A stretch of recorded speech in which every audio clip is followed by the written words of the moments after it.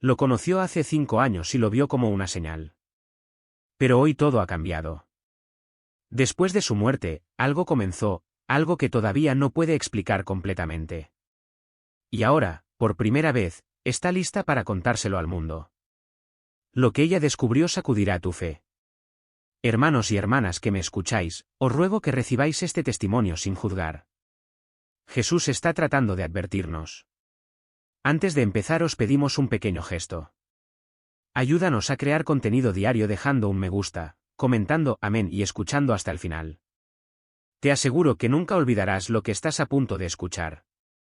Realmente no sé por dónde empezar. Nunca le he contado esto a nadie, al menos no de esta manera.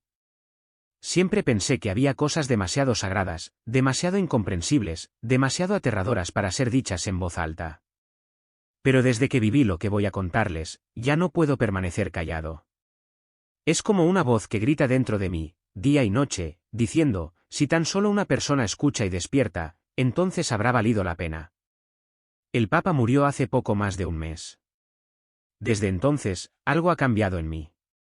No me refiero al dolor y al sentimiento de pérdida que muchos, especialmente los católicos, han sentido. No, es un peso concreto e invisible que se ha posado sobre mi pecho. Cada vez que enciendo la televisión, cada vez que escucho hablar al nuevo Papa, siento una sensación de náusea, como si el Espíritu Santo dentro de mí quisiera advertirme, pero todavía no entiendo. Para mí esta figura nunca fue más que un rostro en un balcón. Hace 5 años, mi marido y yo fuimos a Roma. Este viaje fue especial, una especie de peregrinación con la que habíamos soñado durante años. Gracias a un amigo, conseguimos una audiencia privada. Cuando el Papa entró en la pequeña habitación y nos bendijo, mi marido y yo nos dimos la mano, convencidos de que era una señal, un sello puesto sobre nosotros, sobre nuestra unión. Lloré ese día. Me dije a mí mismo, Dios nos eligió. Nos bendijo. Pero la bendición no mantuvo a raya el pecado. Solo 4 meses después, mi marido descubrió una traición que había ocultado durante mucho tiempo. Una vieja herida nunca confesada. Cuando me lo dijo no gritó. Me miró con ojos vacíos y luego empacó su maleta en silencio. Él nunca regresó. A pesar de mis súplicas, mis cartas, mis oraciones, su respuesta siempre era la misma: no puedo confiar en alguien que invoca a Dios mintiendo. Durante años busqué refugio en la iglesia. Me aferré a la misa, a la comunión, a la confesión como a un salvavidas en un mar de remordimientos. Pero después de la muerte del Papa, este salvavidas comenzó a resquebrajarse. El nuevo pontífice apareció como una figura de luz para muchos. Sin embargo, dentro de mí, solo sentía oscuridad. Cada palabra que pronunciaba parecía cubierta de miel pero carente de sal. Un evangelio dulce, sí, pero que ya no me calentaba el corazón, como si algo profundo y auténtico hubiera sido reemplazado por una sombra enfermiza. Entonces empezó lo inexplicable. Durante 7 noches consecutivas, me desperté entre las 3 y las 5 de la mañana, todavía sudando, con el corazón latiendo con fuerza, como si algo me hubiera sacudido desde dentro. A veces sentí una presencia en la habitación. No era una presencia benévola. No sé cómo explicarlo, pero había un peso en mi pecho, como si alguien estuviera sentado allí, esperando que lo mirara a la cara. Oré, pero las palabras murieron. Recité el Padre Nuestro, pero el aire parecía hacerse más denso, más pesado. Una noche, mientras miraba el reloj digital, vi el número 333 parpadeando, como si me estuviera mirando. Al principio pensé que era estrés, luego el comienzo de la depresión. Pero en el fondo yo sabía que algo estaba pasando. El 19 de abril ayuné, no por elección, sino porque mi cuerpo rechazaba la comida. Oré durante mucho tiempo, más por desesperación que por fe. Fue como si el espíritu me estuviera preparando, sacudiéndome. Y cuando finalmente me dormí esa noche, no era sueño. Fue un descenso, una separación. Algo me sacó de mi cuerpo. No sé cómo lo sé, pero fue como si mi espíritu hubiera sido arrancado de mi carne y arrojado a otra parte. Mi cuerpo permaneció tendido en la cama, pero yo estaba en otro lugar. Vivo, consciente, pero ya no en este mundo. Lo que vi después, no estaba preparado. Nadie lo es. Aún así lo contaré, porque ya no puedo permanecer en silencio. No hubo una transición gradual, ni nada borroso, ni un sueño dulce. Por un momento estuve acostada en la cama, con las manos sobre el corazón, tratando de respirar a través de la oscuridad de la habitación y el aliento de angustia que ahora me despertaba cada noche. Al momento siguiente, el mundo que conocía había desaparecido. Me encontraba en un lugar que superaba todo lo que jamás había visto o imaginado. El cielo sobre mí era negro, pero no oscuro. Un negro vivo, como si palpitara, como si observara. Bajo mis pies, una escalera no de piedra, sino de rostros humanos incrustados, inmóviles, sufriendo, con la boca abierta como para gritar eternamente, pero sin emitir sonido alguno. Cada paso que tocaba temblaba levemente, como si sintiera mi peso. No había viento, ni olor, ni temperatura, solo un silencio que parecía esperar algo de mí. Ante mí, suspendida en el vacío, se alzaba una inmensa habitación sin paredes, solo columnas ciclópeas de mármol roto, elevándose hacia una nada que no podía definir. En el centro, un trono dorado, abandonado, inclinado sobre un lado, como si su amo hubiera sido expulsado de repente. Alrededor, 12 máscaras de hueso dispuestas en círculo. Algunos sonreían, otros lloraban.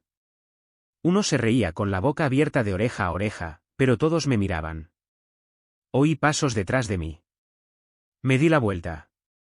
Era él, el difunto papa. Pero no tenía la cara que recordaba. Todavía llevaba la túnica blanca, pero estaba manchada, como si hubiera sido sumergida en cenizas. Su rostro estaba cubierto por una de las máscaras, la más lisa, desprovista de ojos, boca y nariz. Una cara plana sin identidad. Pero yo sabía que era él. Caminó lentamente, como si volviera a un lugar familiar. Se detuvo frente al trono y luego se volvió hacia mí. Sin palabras, le oí hablar. He sido coronado 2 veces, solo una por Dios. En ese momento, una de las 12 máscaras giró su rostro hacia mí. No estaba listo. Era la cara de mi marido, pero no como yo lo conocía. Su rostro estaba distorsionado por el dolor, por la ira reprimida, por la soledad no curada. Él llamó mi nombre, pero no como una súplica, sino más bien como una acusación. Entonces, con un ruido sordo, la máscara se hizo añicos y toda la habitación empezó a temblar. El trono se quebró y las columnas se retorcieron como serpientes. La tierra se abrió y debajo había fuego, pero no un fuego como el nuestro. Un fuego consciente, vivo y maligno. Una fuerza me arrancó los pies del suelo. Sentí que mi corazón gritaba mientras me tiraban hacia abajo, como si una mano invisible me agarrara la espalda y me lanzara hacia el centro de la tierra. Ya no estaba soñando. Me estaba muriendo, pero no en mi cuerpo. Descendí en espíritu, más allá del velo, al lugar que nadie quiere ver. Y allí empezó todo. Nunca olvidaré esa puerta. Era enorme, antiguo, grabado con idiomas que no conocía pero entendía. Parecían tallados en fuego y no en metal. Cada letra ardía con conciencia propia. Sabía que este lugar no era ni simbólico ni alegórico. Él era real, más real que mi vida. Y yo sabía dónde estaba. Esta puerta marcaba la entrada al infierno. Al otro lado, más allá del umbral, no había demonios con horcas ni llamas de postal.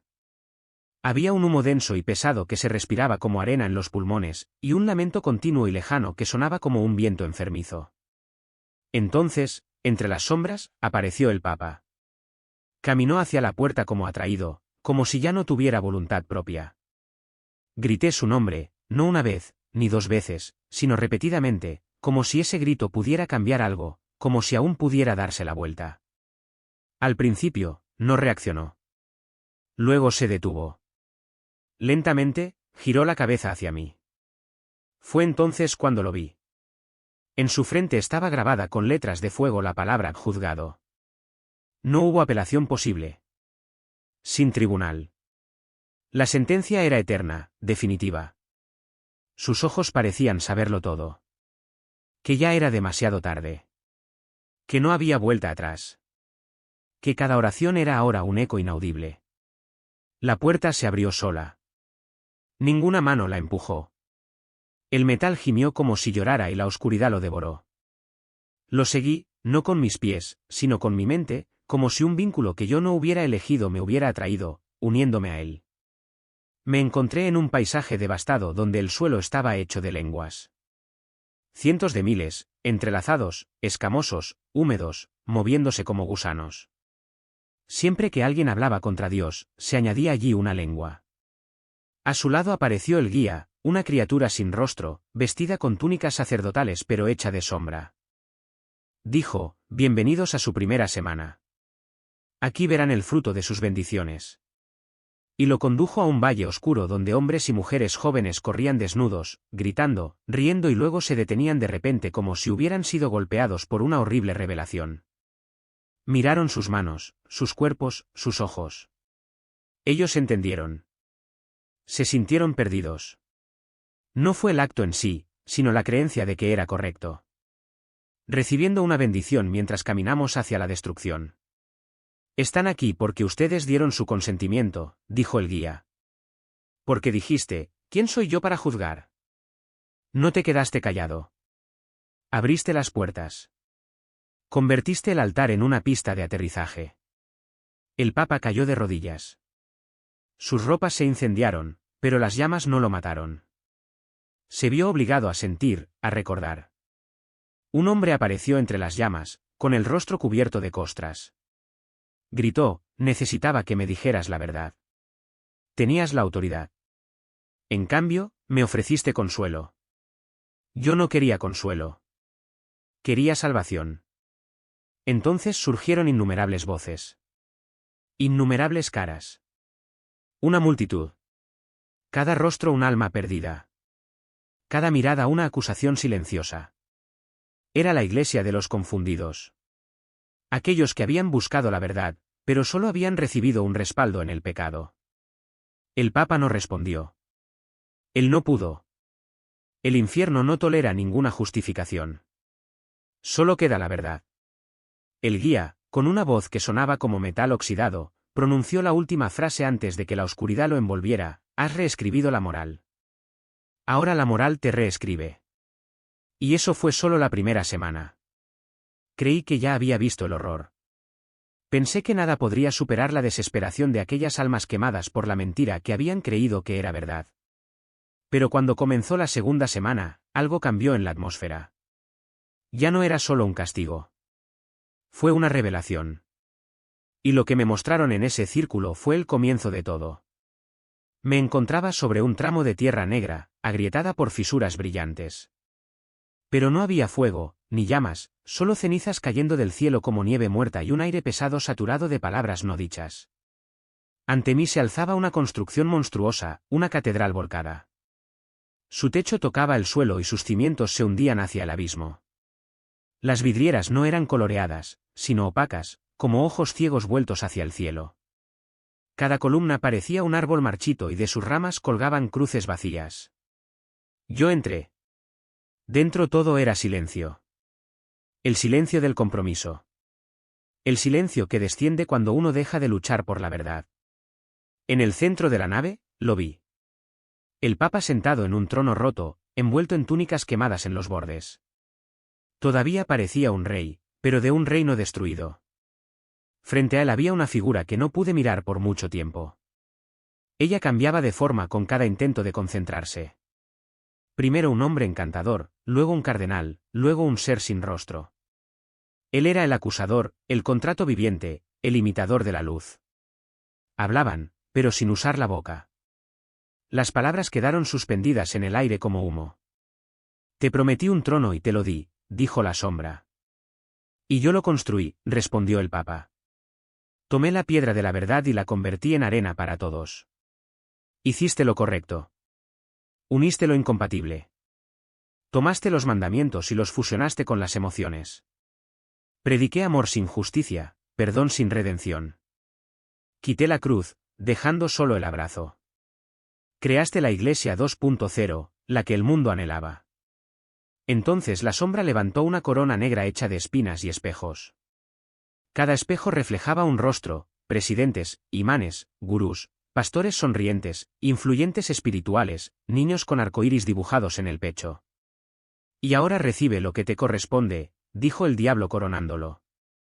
En ese momento, la catedral giró sobre sí misma, los cimientos se convirtieron en el techo, las cruces cayeron y entró una nueva asamblea, compuesta de almas sin rostro, todas vestidas de blanco, pero sin bocas para proclamar la verdad, ni oídos para escuchar.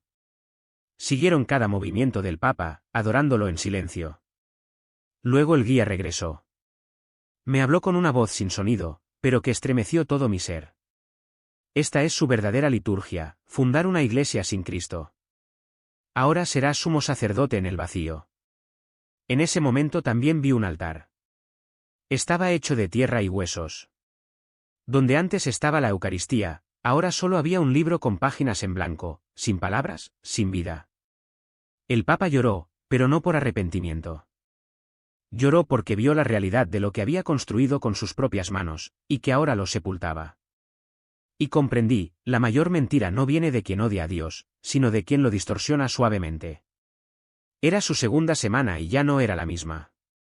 Si la segunda semana había sido una revelación dolorosa, la tercera fue un desenmascaramiento, no de los pecados gritados a los cuatro vientos, sino de los susurrados desde el púlpito, revestidos de bondad, cultura y acogida, aquellos que no escandalizan, sino que destruyen. Me llevaron a un espacio que no parecía infernal a primera vista. Parecía una iglesia moderna, con una arquitectura minimalista, paredes lisas y transparentes, iluminada por una luz cálida y tenue. Pero algo estaba profundamente mal. Todo estaba perfecto, ordenado, limpio, pero sin presencia, sin vida. No había altar, ni cruz, ni Biblia, solo un atril iluminado y cientos de pantallas. El Papa estaba allí, en el centro, de pie. Estaba hablando, pero no conmigo.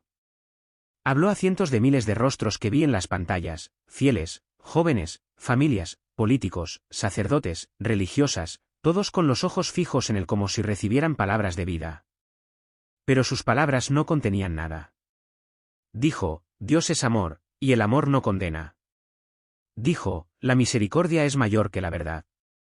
Dijo, todos los caminos conducen a la luz si hay sinceridad. Y cada palabra caía al suelo, muerta, como nieve que no se moja. No curaron, no corrigieron, no sacudieron. Fue entonces cuando el guía apareció a su lado. Él no lo reprendió. Lo miró en silencio y luego extendió la mano hacia el atril. De allí fluía un río negro hecho de palabras no dichas. Estas palabras eran ciertas, pero el Papa nunca las había pronunciado. Palabras como cruz, pecado o arrepentimiento. Flotaban en el aire como polillas ardientes, y cuando lo tocaron, le quemaron la carne, dejándole quemaduras profundas. Cada palabra no dicha era una herida en su alma. Entonces el guía habló, estas son las palabras que han estado temiendo.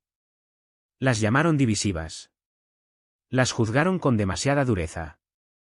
Las ocultaron bajo la alfombra del consenso. Predicaron un evangelio sin sangre, sin espinas, sin gloria. Hicieron de Jesús un terapeuta. Convirtieron la cruz en un adorno. Luego lo condujo frente a un espejo. Pero este no reflejaba su rostro. Reflejaba las almas perdidas que habían seguido sus homilías, tibias, vacías, cultas, religiosas, pero sin vida. Cada reflejo gritaba, ¿por qué no nos dijiste la verdad? El Papa se desplomó en el suelo. Intentó taparse los oídos, pero no pudo. En este lugar, las palabras no dichas se convierten en gritos eternos. Intentó cerrar los ojos, pero unas manos invisibles los mantuvieron abiertos. Se vio obligado a mirar, a saber, a sentir. Estuve allí, pero no pude ayudarlo. No se suponía que debía hacerlo. Solo podía observar y aprender. El guía se volvió hacia mí, y con una voz que trascendió el tiempo, dijo, no es la persecución lo que está matando a la Iglesia. Es una predicación sin poder. Es el Evangelio sin alma. Luego vació el corazón del mensaje. La escena entonces se desvaneció, no como una luz, sino como una llama que se consumía a sí misma. Era su tercera semana y sentí que algo se rompía dentro de mí también, como si cada vez que lo despojaban de su gloria, una mentira en la que había creído desapareciera con él. La cuarta semana no comenzó con llamas ni gritos. Comenzó en un silencio demasiado perfecto, un silencio que tenía sabor a ceremonia, a poder, a preparación. Era el tipo de silencio que precede a los grandes engaños, aquellos que se disfrazan de paz. Me encontré en una gran habitación circular, construida de vidrio y piedra, con paredes que reflejaban todo excepto a Dios. No había símbolos religiosos tradicionales, sino una mezcla de culturas, el loto de Oriente, la media luna islámica, estrellas y runas antiguas, el crucifijo reducido a una simple línea curva. En el centro, un altar roto rematado con un globo terrestre rodeado de brumas doradas. El Papa, el que había muerto, estaba de rodillas. Había cambiado de nuevo. Su rostro ya no estaba quemado. Estaba vacío. No más ojos, solo dos agujeros negros mirando hacia la eternidad. Apareció otro guía, diferente al de los círculos anteriores. Era solemne, muy alto, vestido de una luz corrupta, como si hubiera sido un ángel, pero traicionado. Se acercó al Papa y le habló, pero la voz no salió de su boca. Estaba escrito en el cielo, como fuego líquido. Ya se han preparado. Miren quién se reúne. Entonces los espejos del pasillo cobraron vida. Uno tras otro, fueron mostrando al nuevo Papa. Joven, elegante, sonriente, amada por las multitudes. Marchó entre masas que lo vitoreaban, predicó en estadios repletos y recibió elogios de líderes religiosos de todas las confesiones. No había división, no había conflicto, no había cruz. Solo paz, progreso y promesa. Pero yo vivo más allá de eso. Detrás de él no había nada más que vacío. Detrás de su sonrisa, un candado abierto. Cada palabra que pronunciaba era como una llave que rompía un sello. Vi gente sonriendo mientras caían. Vi naciones arrodillarse, no ante Cristo, sino ante una nueva idea de humanidad global, sin arrepentimiento, sin sangre, sin salvación. El anciano Papa miró hacia arriba y dos imágenes se proyectaron sobre el globo. Un expresidente estadounidense y un rey árabe, ambos con las manos levantadas en señal de bendición. Y en el centro, una silueta en la que no podía fijar la mirada directamente, como si el tiempo mismo se doblara para evitar nombrarla. El guía continuó, abres las puertas. Él las abrirá de par en par. Estás mezclando la verdad. Él la borrará. Has buscado el favor del mundo. Él recibirá la adoración del mundo, pero la gloria no será suya. Pertenecerá al que venga. El Papa comenzó a temblar. Él gritó, no, no quería eso. Así no. Pero el cielo sobre él respondió, el compromiso es un contrato firmado en silencio. Fue entonces cuando lo vi arrodillarse ante una figura que se acercaba. No la vi claramente, pero sentí que el aire se volvía pesado y el tiempo se aceleraba. Todo se precipitaba hacia su realización. El trono fue reconstruido. Pero no era para él. Fue para el otro, el elegido del mundo, el discípulo del vacío. Y se llevaron al Papa. Ya no entre llamas, sino entre ecos silenciosos, conducidos a un lugar donde los líderes caídos lloran porque no son olvidados. Pero nadie los recuerda. Y yo estaba allí, pero por una sola razón, ver lo que estaba por suceder y gritarlo mientras pudiera. Me desperté con un grito ronco, como si mi mente todavía estuviera luchando por mantenerse anclada a este mundo. Las sábanas estaban empapadas de sudor. Mi cuerpo temblaba, pero no de miedo sino bajo el peso de una verdad indecible. El reloj de la mesita de noche marcaba las 3:33. Siempre el mismo número, siempre esta vez. Pero esta vez no había oscuridad, solo una luz invisible que pesaba sobre mi alma. Me tomó unos minutos darme cuenta de que había vuelto, de que estaba respirando, de que el mundo a mi alrededor todavía existía. Pero sabía que ya no era el mismo. Me levanté lentamente, como se hace después de un duelo, sin saber si el dolor que se siente es nuestro o de alguien más. Me acerqué al espejo del pasillo. Me miré a los ojos. No reconocí mi rostro, pero dentro de mí sentí una mirada que había visto allí. La mirada de quien ha caminado a través del fuego y ha elegido regresar para contar la historia. Me arrodillé. No sabía qué palabras usar. No tenía oraciones preparadas ni versículos para recitar. Simplemente dije su nombre, Jesús. Y ese nombre fue suficiente para romper todas las barreras. Lloré como nunca antes. No por miedo, ni por confusión. Lloré porque todo lo que creía saber se había trastocado. Mi fe ya no era una religión. Fue un hambre, una sed, una supervivencia espiritual. El Papa estaba en el infierno. No porque Dios fuera cruel, sino porque sus decisiones se habían convertido en su condenación. Cada compromiso, cada palabra omitida, cada verdad vendida había construido su prisión eterna. Nadie lo había empujado allí. Había avanzado paso a paso en nombre de la paz, del diálogo y del aplauso del mundo. Y yo creí en esta máscara. Yo había defendido este sistema. Yo mismo me había quedado en silencio. Pero ahora vi. Vi que ya no hay tiempo para cristianos tibios. Vi que la próxima mentira será más dulce, más espiritual, más universal, y muchos se arrodillarán ante ella, creyendo que están honrando a Dios mientras abrazan al anticristo. Vi que las iglesias estarían llenas pero vacías de verdad. Que el próximo papa no predicará el arrepentimiento, sino la unidad sin cruz. Que el mundo lo ame. A los medios de comunicación les encantará. ¿Qué será el hombre adecuado en el momento equivocado? Y entonces comprendí por qué había vuelto a advertir. Yo no soy profetisa.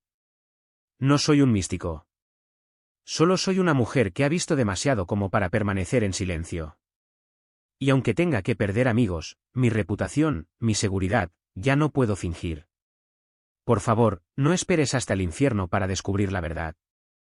No confíes tu alma a ninguna institución, ni a ningún hombre, ni a ningún título, sino solo a Cristo, solo a Él. Buscadlo mientras podáis encontrarlo. Llámalo mientras esté cerca. El juicio ya ha comenzado. El engaño ya está aquí. Y el tiempo se acaba. Yo regresé, pero no todos regresarán. Gracias por llegar hasta aquí. Lo que escuchaste no es solo una visión. Es un llamado, una advertencia y quizás una oportunidad para despertar. No lo ignores. Si este mensaje ha tocado tu corazón, no lo guardes para ti. Tu papel es importante. Ayúdanos a difundir esta historia a lo largo y ancho. Compártelo con tus seres queridos. Suscríbete al canal para mantenerte despierto espiritualmente. Y deja un comentario con la palabra amén o el nombre del país desde donde estás viendo. Nos gustaría saber. El mundo necesita escuchar la verdad. Y tal vez Dios quiere usarnos de esa manera, un alma a la vez.